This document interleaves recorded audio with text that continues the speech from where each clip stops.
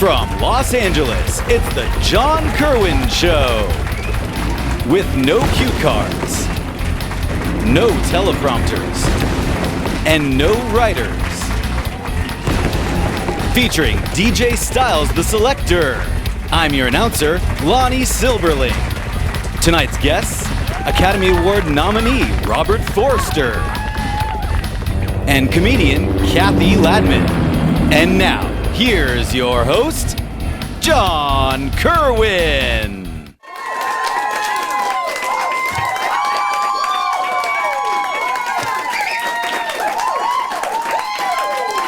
Tonight's first guest is a legendary actor and an Academy Award nominee, one of my favorites, Mr. Robert Forster. There he is.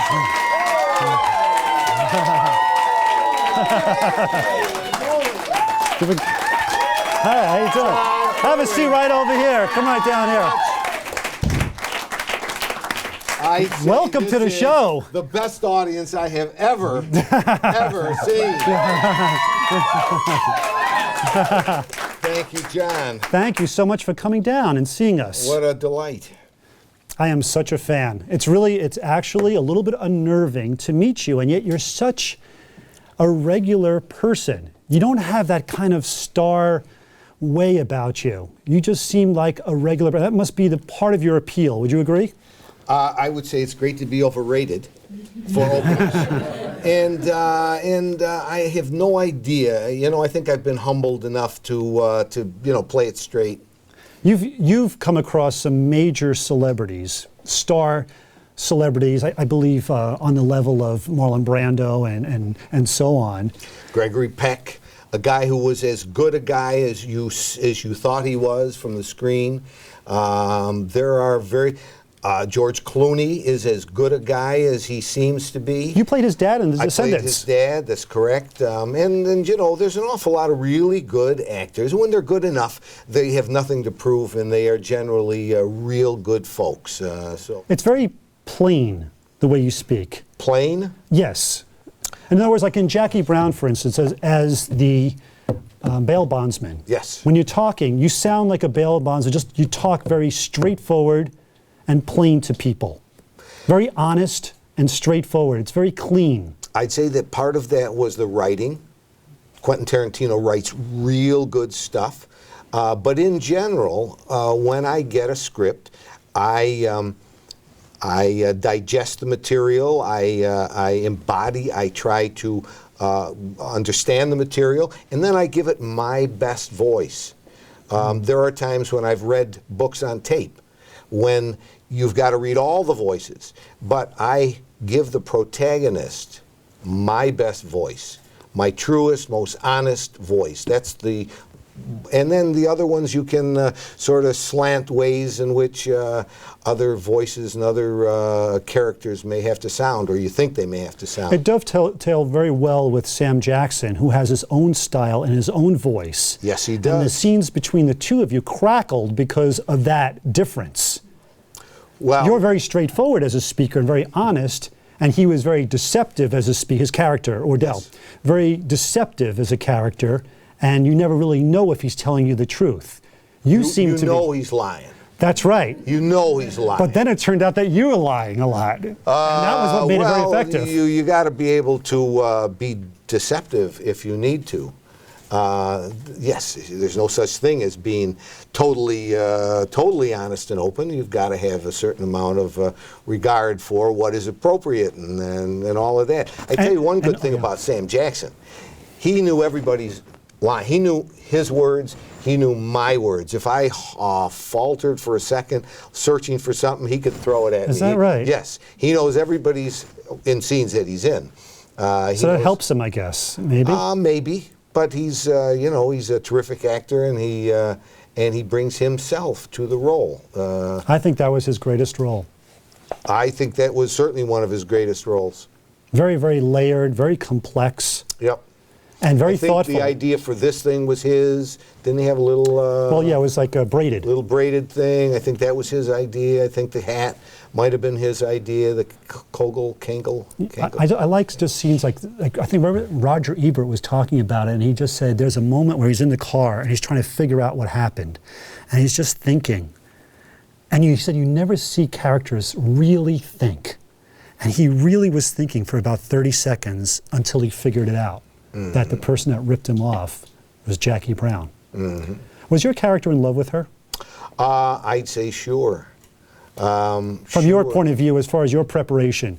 Well, you know, Tarantino did interesting things. One very interesting thing he did that I've never seen done before on a movie is during the scene when she's leaving the jail, when I first see her, I see her for the first moment. She's a long way away. And they're playing Natural High. And he played the music on the set. Oh, he did.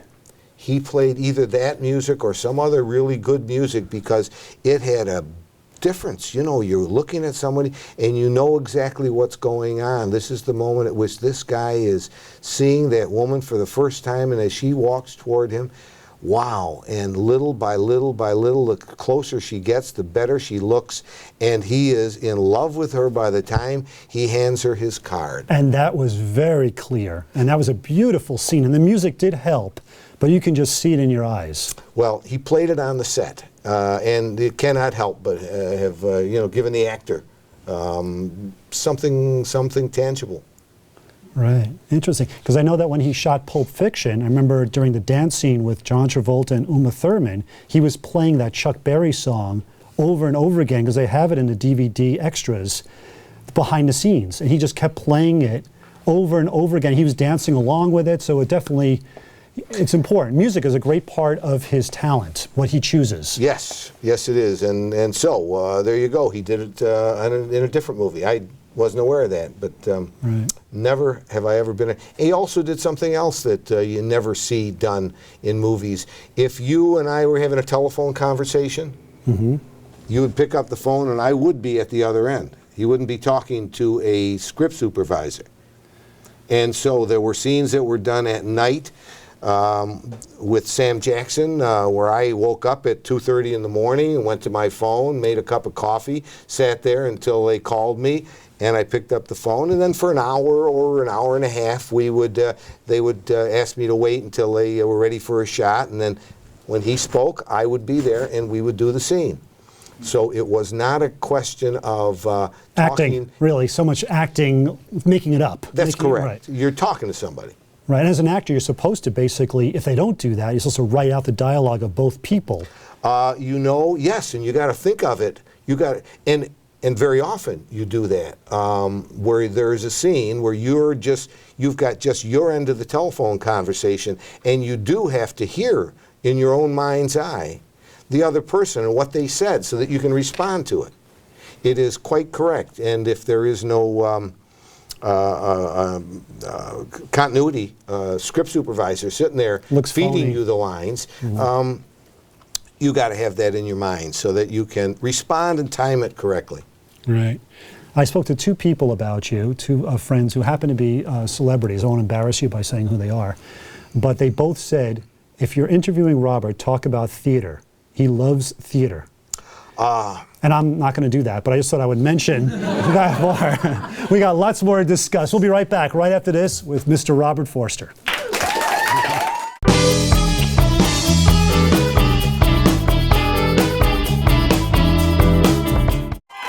Ooh. Welcome back. Ooh. We're talking with Robert Forster. We also have Kathy Ladman coming up. Kathy told me she was so excited to meet. She goes, oh my God, I can't believe I'm meeting Max Cherry. Did she get to say hello to you, I hope? I hope so. She did? Did she? Oh, you haven't seen her yet? No, I haven't seen her yet. Oh my God. She was in makeup, I think, when I she's got a huge shoved fan. through the door and assaulted with this audience you got. You really love acting. I have never, from the first time I said to myself, I don't want to be a lawyer, I'd rather be an actor. I wonder how you do it. From that moment till now, I have never not known what I wanted to do. Even during the worst of it, my career went like this for 5 years, went like that for 27 years, and at the very bottom, even at the bottom, I knew what I wanted to do. And I said, keep slugging, Bob, you may get another chance. And boy, did if you you get ever. another chance at it, be better than you were on the way down. So Quentin Tarantino gave me a real new lease on life. He gave me a gift, the size of which cannot be exaggerated. Was it, yeah. By the way, I saw Jackie Brown at his New Beverly Theater. I don't know if you've been there. He has plenty. Been there a bunch of times. Such a crisp 35 millimeter copy of that. I guess it's his personal copy. You ought to have a good copy of It that. is pristine and beautiful, and it's great to see. So if anybody has a chance to see it, that's the place to see the movie on the big silver. Would you agree that, I think that he said, I'm not sure, that he liked you in a movie called Alligator. One of my faves. Alligator was basically a ripoff of Jaws. Yes, it was a cult film. Pardon me? A cult film. Yes, but it's more of a not a ripoff, Homage? Not even that. What word am I looking for? It means the quirky version of Jaws. A parody. Parody. Yeah, it was a parody of Jaws. Yeah, and you pretty much know what it is with the title. Alligator. An alligator kills people. And who did you play in Alligator? I played the cop, the guy who's chasing the alligator. The Roy Scheider in Jaws character. Yes, and there's a romance between me and the herpetologist, Robin Riker, who was beginning her career at the time. She then went on to do a long-running television show, the name of which escapes me, but she's had a wonderful career. Was that the movie that he really loved? Because he likes a lot of grindhouse and lower-budget movies. Or was it Medium Cool, or what was it that made him think of you for Jackie Brown? Honestly, I do not know, but I can tell you this, that at the point in my career when Quentin Tarantino walked into a little diner on Santa Monica Boulevard where I had set up shop and read my paper every day, and I was going to Valley College, taking a couple of courses that I wanted to take. I figured if I ever got another shot at it, I'd be better educated than I was. And when he walked into that little diner, and I yelled at him, and he came over and sat down for a while. I had met him prior once when I read for him for Reservoir Dogs. He reeled off everything that I had done. He knew everything. What did you audition for? Was it not the Harvey Keitel part? No, the old gangster. Oh, the Lawrence Tierney. Lawrence Tierney. Okay. And where am I going with this? You're in the coffee shop? I had my only hope at that point. My career was really dead. My only hope was that some young kid who liked me growing up would turn into a movie maker and give me a good job. And in walks Quentin Tarantino. It was, something out of fiction. And so many other actors are wanting that. Oh, I remind myself that for every job I ever get, there's at least 50 other guys who wanted that job. And so John Travolta was up for your role, I believe.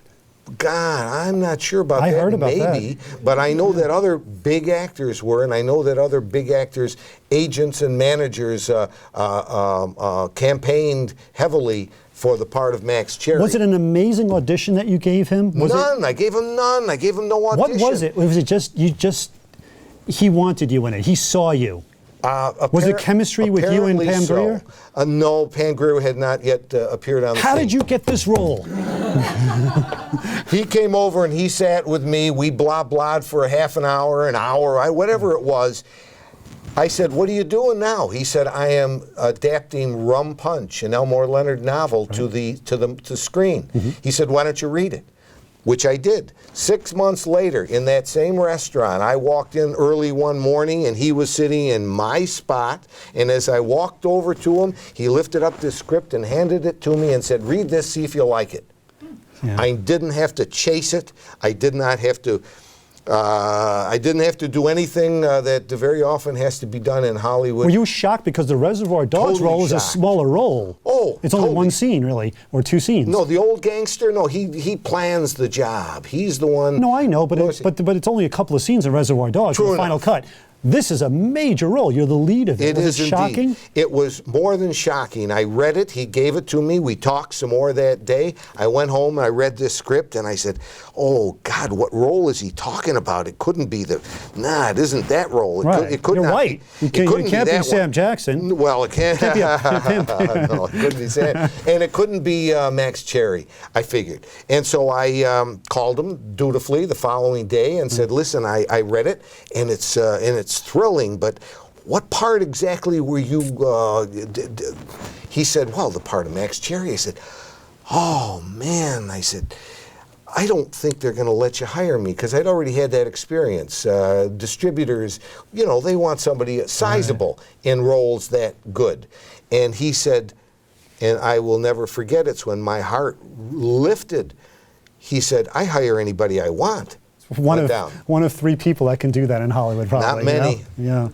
You've been working so much lately. Can you tell us some of the projects that you've been doing? Someone on our staff mentioned you're in Last Man Standing. Are you Last in? Man You're doing Standing, it is the first and only comedy that I have ever done. Look, I can tell you I was enamored to be an actor when I had just gotten the idea in my senior year at the University of Rochester. And I was studying history and psychology. I was going to be a lawyer for no good reason. And then a couple of things happened and I thought, God, I don't want to be a lawyer. I think I'd rather be an actor. I wonder how you do it. And I got I did a play at the community theater, a comedy, Come Blow Your Horn. Oh, Neil Simon. Neil Simon. And I got a great laugh. And from that moment forward, a laugh is one of the greatest things for an actor to get. So when my agent called me and said they want you to do the father in Last Man Standing, I said, "Oh, goody."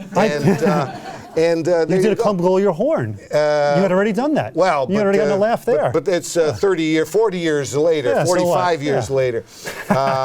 So no, I haven't done many comedies, but I love getting a laugh. I love Last Man Standing. And you doing something with Sarah Jessica Parker, that Divorce? I play her father on a show called Divorce, which will go on HBO here very soon, I think. And I play her father in a couple of shows. I'm sure they're hoping that it will take 8 or 9 years for her to get this divorce. How important is it to be an Oscar nominee? Does that directly help your career in getting work? Sure. Oh, sure. Look, to be a nominee is almost as good as winning. I remind people it's like the difference between a 10-pound box of chocolate and a 12-pound box of chocolate. They're both pretty sweet. Really? Now, during the break, you whispered to me that you have a special talent. Oh, it's... Would you mind to end our interview? Oh, I don't even know what this is. Have you got 3 or 4 minutes? Yes. I've been saving this for 50, 60 years. Can I offer you this? And I will tell it to you first.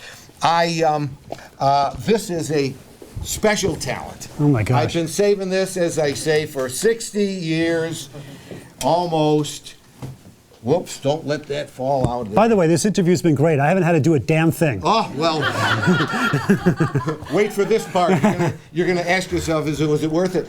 But this is my special talent, and look, for anybody who's seen any of my old movies, don't worry, I'm not going to take off any more clothes.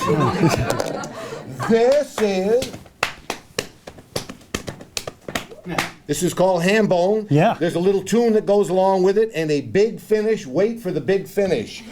Oh, yes. Ham bone, have you heard? Pop's gonna buy you a mockingbird. If the bird don't sing, Pop's gonna buy you a diamond ring. Ham bone.